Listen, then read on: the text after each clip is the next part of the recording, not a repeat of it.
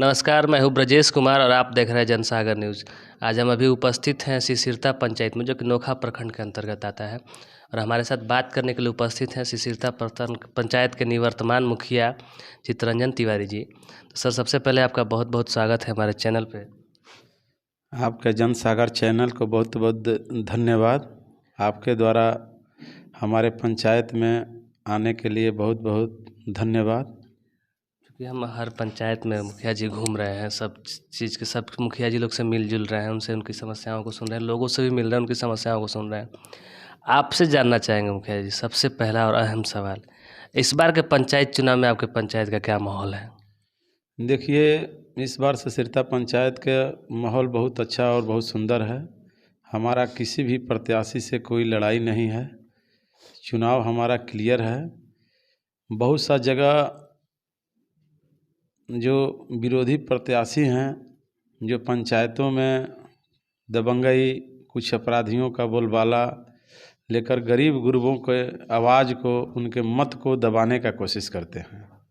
मुखिया जी, चूँकि तो समस्या माहौल हो गया, आप जब क्षेत्र में जा रहे हैं, लोगों से मिल रहे हैं, जब अब की बार अगर आप मुखिया का चुनाव जीत जाते हैं, तो कौन सा ऐसा काम होगा जो प्रमुखता से करेंगे? सर्वप्रथम तो हम अपने पंचायत में जो बहुत सा विकास के कार्यों में 20% कार्य हमारा शेष रह चुका है। जो गरीब गुरबा के गली और नली की समस्या है, उसको दूर करेंगे। कचरा प्रबंधन का जो सरकार का योजना है, कचरा प्रबंधन के तहत उस गंदगी को हटाएंगे। स्वच्छता मिशन के तहत कूड़ेदान से लेकर नाली की सफाई से लेकर और नाली पर ढक्कन पर काफ़ी हमारा जोर रहेगा कि ये सब काम कुछ अभी रह गया है जो सब वाला। सरकार द्वारा समय पर राशि उपलब्ध नहीं कराने के चलते और कोरोना काल के समय में हम लोग का मुख्य कार्यकाल 5 सालों में 3 साल ही रहा। 2 साल तक कोरोना काल में ही समय कट गया, इसलिए कुछ काम वंचित रह गया, जिसके कारण बहुत 20% वर्क वंचित रह गया। कार्य मेरा कुछ सिंचाई से संबंधित और कुछ कार्य कुछ गरीब गुरबों का नाली गली की समस्या से संबंधित रह गया है, जिसमें कुछ विवादित भी है, जिसके कारण बच गया है। क्योंकि अब 20% बचा है, तो इसमें ऐसा ज़रूर हुआ होगा कि आप चाह रहे होंगे कि अच्छा ये काम कम से कम हो जाता तो बहुत अच्छा लगता। कौन सा ऐसा काम है जो छूट गया है, जो आप चाह रहे थे कि इसी कार्यकाल में कर दे और नहीं हो पाया, उसको अगले कार्यकाल में आप करें? जैसे में सड़क के किनारे बरसों से बसे हुए गरीब गुरबे के लोग हैं, जैसे कुछ कर्मा के लोग हैं, मानी पूरब टोला के लोग हैं, खैरही टोला के लोग हैं। उन लोगों की नाली और गली की समस्या है। मुख्य सड़क तो हम बना दिए, उनका निर्माण हो चुका, लेकिन नाली भी बन गया। पीसीसी या पेवर ब्लॉक का कार्य, आने जाने का छोटा छोटा मार्ग है, 2 फीट का गली, 3 फीट का गली है, उसी का निर्माण बहुत सा ईंट सोलिंग भी करा दिया गया है।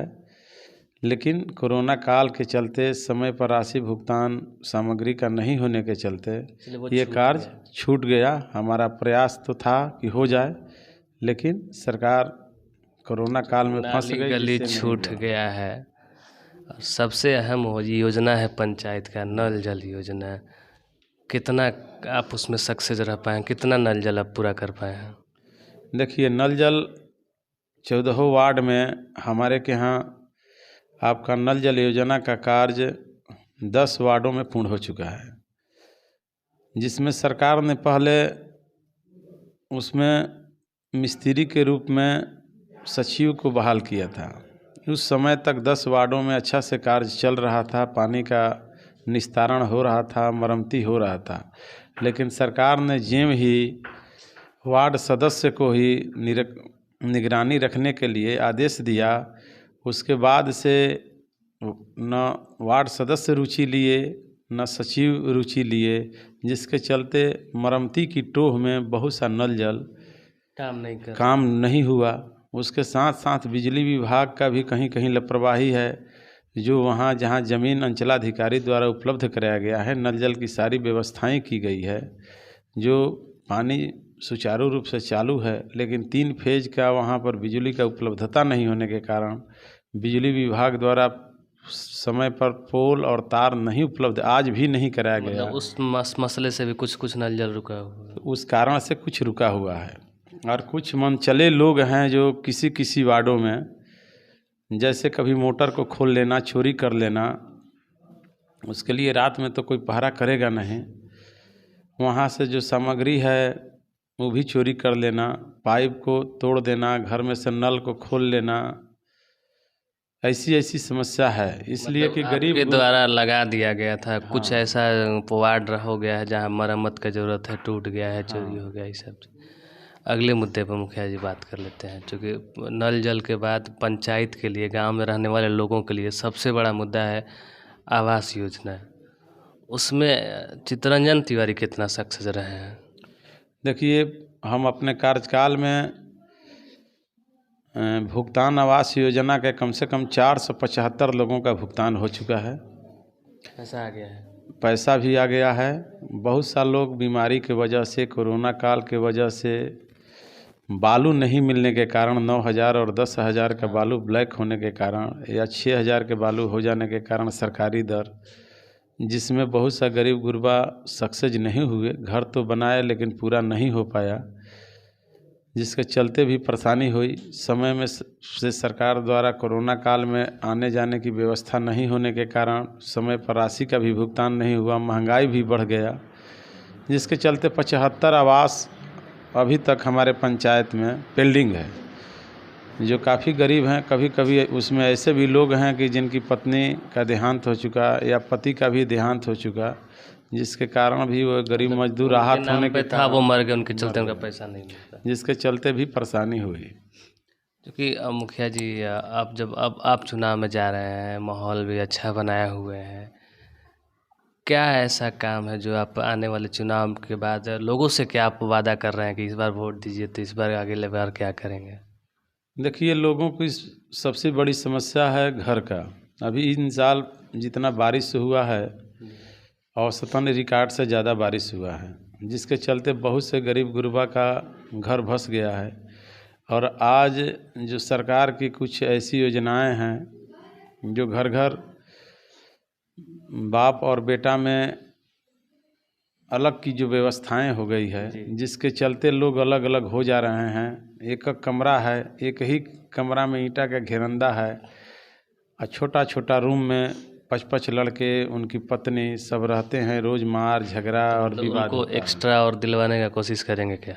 इसलिए उनको सरकार से हमारा बार बार मांग रहता है कि वे अलग खाना बनाते हैं, अलग रहते हैं, बाहर में आवास भी दिया जाए, अलग से आवास भी दिया जाए, और उसके लिए चयनित भी कर लिया गया है। हमारे पंचायत में अगले वित्तीय वर्ष के लिए 1700 आवास का चयन हुआ है, जिसमें आपको 750 आवास की जांच की प्रक्रिया पूरी हो गई है, जिनका प्रक्रिया पूरा होने के बाद। आप अभी बात कर रहे थे कि हमको काम करने के लिए 3 ही वर्ष मिला है, 2 वर्ष कोरोना ले गया। कोरोना में मुखिया जी लोग का बहुत बड़ा रोल था। गांव में वो से एक आवास बनाना था, उसमें लोगों को रहने की व्यवस्था करनी थी। आप अपने पंचायत में कितना उसको कर पाए थे? देखिए, सरकार की ऐसी व्यवस्थाएं थी। कोरोना काल में जो बाहर से आते थे तो क्वारंटाइन सेंटर का सरकारी विद्यालय में, पंचायत भवन में, आंगनबाड़ी केंद्र में व्यवस्था की गई थी। प्रखंड लेवल पर प्रखंड में भी व्यवस्था था कि जहां से बस ले लोग उतरते थे, उनको ट्रेवल जांच कर ट्रेवल द्वारा उस गांव के विद्यालय में या पंचायत के विद्यालय में या आंगनबाड़ी केंद्र में, जहां सुचारू रूप से व्यवस्था हो, वहां भेजा जाता था। हम लोग उनको सरकार द्वारा मुहैया कराए गए चीज़ों पर व्यवस्थित रूप से उनके पास जो पहुँचे, भोजन पानी नाश्ता, 14 दिन क्वारंटाइन। शुरुआत में तो 28 दिन का क्वारंटाइन सेंटर था, तो उसमें तो बहुत कम लोग रहे, लेकिन 14 दिन वाले में बहुत ज़्यादा लोग रहे। उनको सुचारू रूप से हम लोग व्यवस्थित किए, और उनको खाना वाना मिल रहा था, समय से नाश्ता, भोजन और पानी हम लोग देते रहे। सुरक्षा का क्या इंतजाम था? सुरक्षा का उनको महिलाएं भी रहती थी, उनको महिलाओं के लिए अलग व्यवस्था था। उनको बाल्टी, लोटा, थाली, गिलास, मच्छरदानी, चादर, ये सब व्यवस्था, उनको फोल्डिंग पंखा वगैरह सब दिया जाता था। अच्छा, इस बार डायरेक्ट मुकाबला किससे है आपका? देखिए, हमारा मुकाबला प्रत्याशी लोग तो हैं, लेकिन डायरेक्ट मुकाबला में कोई है ही नहीं। और डायरेक्ट मुकाबला में हमको नहीं लगता है कि कोई है। मतलब इस बार भी रिकॉर्ड बना देंगे आप? हाँ, रिकॉर्ड मत से चुनाव निकलेगा, उसमें कहीं संदेह नहीं है। दिक्कत यही है कि गरीब गुरबा लोग, कमज़ोर वर्ग के लोग होते हैं, जिनको कुछ प्रत्याशी जो हैं दबंग टाइप का, जो अपने साथ अवैध लोगों को रखते हैं, आपराधिक किस्म के लोग रखते हैं, उनको दबाव डालते हैं कि मतदान नहीं करने देंगे। ऐसा बहुत सबूत ऐसा है। भी चीज़ इस पंचायत में जारी है क्या? मतलब लोग दबाव डाल रहे हैं, दो वोट नहीं देना है, या फिर देना है तो हम ही को देना है? हाँ, ऐसा पचपोखरी में भी है, खैरही में भी है, मानी तीनों टोला पर भी है, सिसिरता गांव में भी है। पीपल के पेड़ों तो बैठाकर उनसे क्रिया कसम खिलाना, ज़बरदस्ती करना, दबंगई करना, गाय का पूँछ छुलाना कि वोट हमको ही देना है। ऐसा ऐसा और आज दबाव भी लोग इन सब मानसिकताओं को मानते हैं क्या? गाय के पूँछ धराने से या पीपल के पत्ता का कसम के लोग वोट दे देंगे? हाँ, ऐसा ऐसा लोग ज़बरदस्ती दबाव देते हैं। जैसे सिसिरता के भी प्रत्याशी हैं एक दबंग, वो भी ऐसा कार्य किए हैं। एक खैरही के भी प्रत्याशी हैं, उनके पति ये लोग काम करते हैं, गरीबों को डरवाना, धमकाना, वोट तुमको हमको देना है। जबकि ये पंचायत पूर्व से ही 2000 से ही पंचायतों में आपसी तनाव कायम था, जिन्हें मैंने अपने 5 वर्षों के कार्यकाल में पाट कर शांति व्यवस्था को कायम किए। तो पहले से ही यहाँ दबंगई चरम पे था, उसके बाद जब आप मुखिया बने तो इसको कुछ कम कर पाए हैं क्या? उस पर शांति व्यवस्था को आपसी मेल मिलाप के साथ मैंने भेदभाव को मिटाकर काम किए। लेकिन आज फिर वही चुनाव का समय आया है, तो ऐसे प्रत्याशी लोग हैं जो दबंगई की स्थिति में, किसी का प्रोग्राम होता है या किसी का प्रचार होता है, उसमें घुसकर दबंगई करना, अशब्द का प्रयोग करना, ऐसे ऐसे लोग करते हैं। मतलब दूसरे के प्रचार में भी छेड़छाड़ करने लगते हैं क्या लोग? दूसरे के प्रचार में भी छेड़छाड़ करना, माने दारू और नशा के हालत में भी चलना, ऐसा स्थिति है। आखिरी सवाल मुखिया जी, इस बार के पंचायत चुनाव में आने वाले दिनों में जो आपके यहाँ वोटिंग होने वाला है 3 तारीख को, अपने पंचायत के जनता के लिए क्या संदेश देना चाहेंगे? हम प्रशासन से अनुरोध बार बार करते आ रहे हैं कि गली गली, मोहल्ले मोहल्ले गरीब गुरबा के लोग, जो कमज़ोर वर्ग के लोग हैं, हर जाति में कमज़ोर वर्ग के लोग हैं, उन्हें प्रशासन ने घूम घूम कर ये आश्वासन दें कि मतदान से कोई रोके नहीं, कोई दबंगई करे नहीं। ये चुनाव से में अब शेष 7 दिन समय बचा है, इससे पहले ही प्रशासन से मेरा अनुरोध है कि हर गाँवों में जाकर अलर्ट जारी करें कि कोई दबंगई न करें, इसलिए कि भय से लोग भयभीत रहते हैं, जिसके चलते मतदान भी नहीं करना चाहते हैं, अपने मत का शिक्षा से प्रयोग भी नहीं करते हैं। लोग दबंगई पर उतारू हो गए हैं। कुछ असामाजिक तत्व के ऐसे लोग हैं, 2 प्रत्याशी ऐसे हैं कि तो दबंगई आपका करते हैं। प्रशासनिक मांग रहा है, अपनी जनता के लिए आप क्या संदेश देना चाहेंगे? जनता से मेरा यही अनुरोध है कि अच्छा प्रत्याशी के रूप में जो हैं उन्हें चुनना चाहिए, जो विकास के रास्ते पर चल रहे हैं, जो सभी वर्गों के मान और सम्मान के हिस्सेदारी में हैं, एक समान भाव से सभी को देखते हैं, कहीं उसमें विचारवाद की बदबू नहीं आती है, विचारधारा और मार्गदर्शन जो है अच्छा है, उस मार्गदर्शन पर चलते हैं, जो पंचायती राज एक्ट के नियम के तहत चलते हैं।